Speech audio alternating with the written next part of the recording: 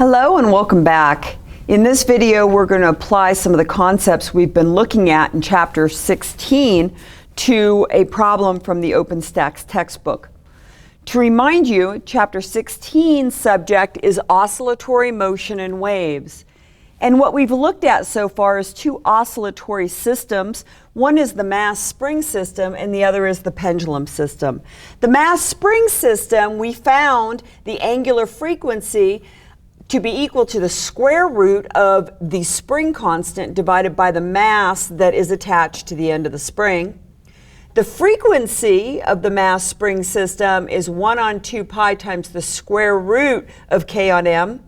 The period, or time it takes to complete one full oscillation, is 2 pi times the square root of m on k. And then we also showed how we could describe position as a function of time, velocity as a function of time, and acceleration as a function of time for the mass spring system.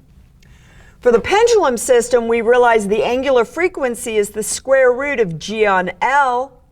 The frequency of the pendulum is 1 on 2 pi times the square root of g on L. And the period for the pendulum system is 2 pi times the square root of L on g.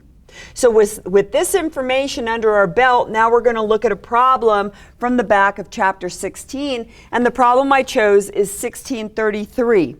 It reads as the following.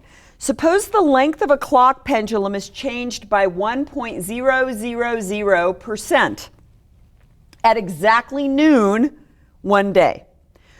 What will the clock read 24.00 hours later, assuming it had been perfectly timed before the length was adjusted? So the clock was keeping perfect time with an original length L1. Note that there are two answers and perform the calculation to 4 figs.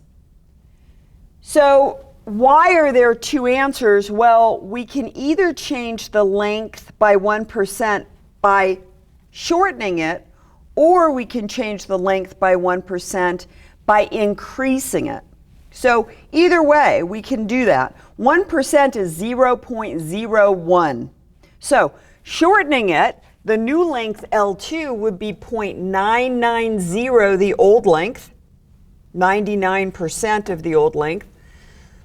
If we lengthen it, the new length will be 1.010 times the old length, 101% of the old length. So first of all, let's look at shortening it. If we shorten it, we can take this equation and just solve for the ratio of L2 to L1. And when we do that, L2 to L1 is 0.900. In addition, we're going to look at the period for the pendulum. So here's the period for the pendulum, and we're going to write it here. And now we're going to solve for L in this equation. Isolate L, everything else on the other side. And when you do that, you get the period squared times g divided by the quantity 2 pi, quantity squared. So this is the length. This right-hand side is the length. So I can take L2 and substitute the right-hand side for L2, where t would be t2, and so I've done that right here. So this is L2, t2 squared g over 2 pi squared. And now L1 is going to be re-represented by the right-hand side, so that's t1 squared g over 2 pi quantity squared. Notice the 2 pi squareds cancel, the g's cancel, and I'm just going to have t2 squared over t1 squared is equal to 0.990. Taking the square root of both sides of the equation is going to give me t2 over t1 on the left side and the square root of 0.990 on the right side. Going ahead and taking the square root and multiplying both sides by t1, t2 is 0.99499 t1.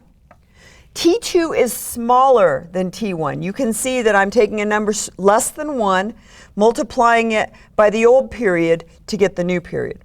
So T2 is smaller. So the period is a smaller number. The clock is moving through oscillations at a higher rate than it should. So the clock is running fast. Shortening the length has caused the period to decrease. So with the period smaller, the clock is now moving more quickly through oscillations. It is running fast. So I can take the 24 hours and divide it by this difference in the two periods to find how much time has ticked off on this adjusted clock. So 24 divided by our 0.99499 is going to give us 24.12 hours. So in what was in reality a 24-hour period, the clock is representing 24.12 hours. So let's look and see what the clock actually reads, which is what we're asked to do. So 0.12 hours is the same as 432 seconds. 432 seconds is 7 minutes and 12 seconds.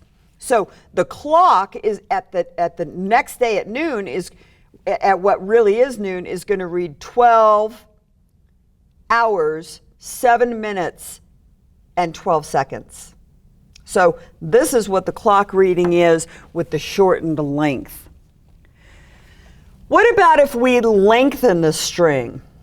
So here's the lengthened equation. I'm going to do the same thing. Take L2 over L1. It's 1.010. And now that same ratio, notice I can plug in the same ratio of T2 squared G over 2 pi squared divided by T1 squared G over 2 pi squared. I can use that same ratio, and I end up with basically the same form of the equation, but the right-hand sides obviously are different now. So T2 to T1 is the square root of 1.010, which is 1.00499. So T2 then is 1.00499 T1. Now we see T2 is larger than T1. So the oscillations are taking a longer time to complete than they should. If it's taking a longer time to complete, then each successive second is longer on the clock than it should be. So the clock is running slow. So taking the 24 hours and dividing by this factor of change, 1.00499, we find that in that 24-hour period, the clock's going to show that it has ticked off 23.88 hours. So what is this extra piece of an hour, 0.88? So 0.88 hours is the same as 3,168 seconds, and that translates to 52 minutes and 48 seconds. So the clock then will read 11 hours, 52 minutes, and 48 seconds, and indeed is slow. So the clock will run slow when we lengthen the string. The clock will run fast when we shorten the string. And the clock runs just right if we have that string at the original length. So this gives you an idea of how to apply some of these concepts we've been looking at in Chapter 16 to a real world problem. So one more thing to note is that G also appears in these equations. So if I take my pendulum that has been correctly set at sea level with the correct length string, and I take that same pendulum clock up to the top of Mount Everest, G is going to change. Little g will be different depending on how far away we are from the center of the Earth. So that would be another interesting problem to look at as well. So with that in mind, we'll see you next time.